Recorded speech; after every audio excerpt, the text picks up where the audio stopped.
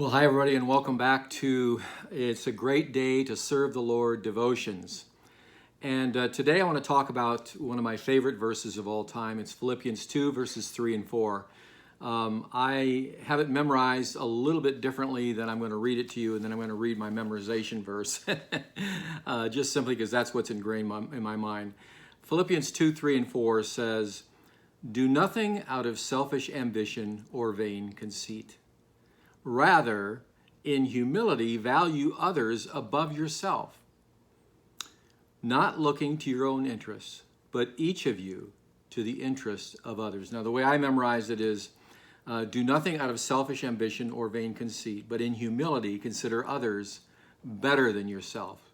Each of you should look not only to your own interest, but also to the interest of others. Now, one of the reasons why this is one of my favorite scriptures is because I have used this consistently in my S Factor seminar, which is about servant leadership. And when people ask me, define servant leadership, I won't do it.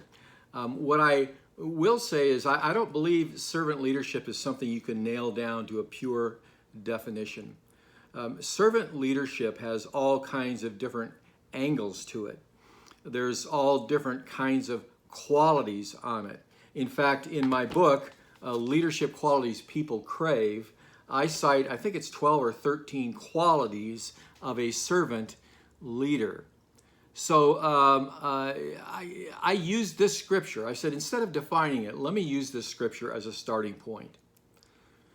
Do nothing out of selfish ambition or vain conceit. I mean, can you believe that? That starts with the reality of our lives. That starts with the reality about leadership. That starts with the reality about our humanness. We are self-centered people. Most leaders that I know are self-centered leaders. Oh, wait. You might say, John, oh, come on. Now, I believe in servant leader. I'm not a self-centered leader. I think about it, and I'm saying that boldly because it is a natural intention, or inclination rather, for us to think of ourselves first, to be self-centered. Our organizations, your organization, is undoubtedly set up where you're on top, people are below. The people below are looking up toward you. They are serving you. You have the highest value in the organization. You determine the way things go, whether you're a department head, a manager, whether you're on the executive leadership team or you're the top dog, it doesn't matter.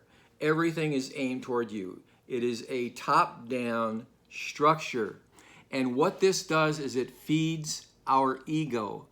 As hard as we might try to be others-centered, our ego is fed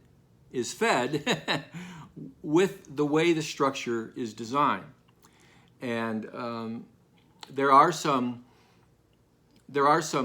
companies, some organizations across the world that have tried a different methodology, a different organizational structure where literally no one is on top, and it's a horizontally based structure. This isn't the time or the place for that.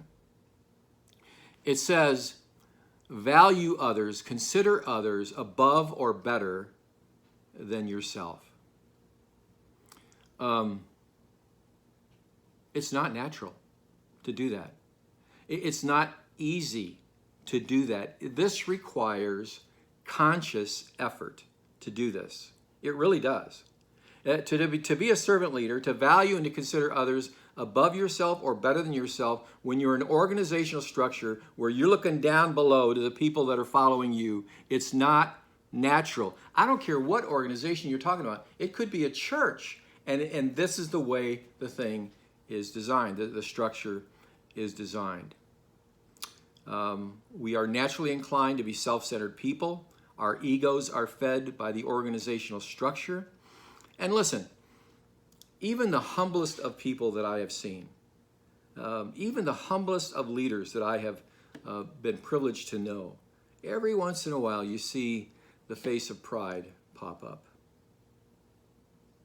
Look not only to your own interests, but also to the interest of others. It's not just your interest. It's not about you, frankly. The organization you've set up, you may have been the founder of that organization. And as a believer, we think, hey, this is not about you, really. This is about them.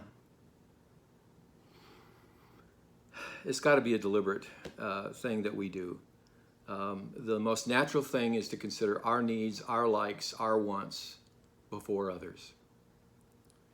So today, your challenge is simply this: to consider others before yourself, to consider your actions and how they impact others, to consider the way you talk to others, look at others, and how they look at you. And consider them better than yourself, their needs before yours. It's a hard thing to do. So you have to create some kind of, I think, to make this happen, a question trigger. Something that triggers us to think of them, to think of the people that follow us, to think of the people that we lead. As we make decisions, as we move ahead in our organizations, I believe there should be a question trigger always, and that is simply this: will this be helpful to the people that I lead? Will this decision, will this course, will this direction, will this mission and vision be helpful to those that I lead? Now, helpful is an interesting word to use. There's a lot of parameters. That's helpful. But consider their needs, their talents, their gifts in the mix of things. Don't go against the grain if they're the grain. And so in anything you do, in everything that you do, here is your challenge for the week.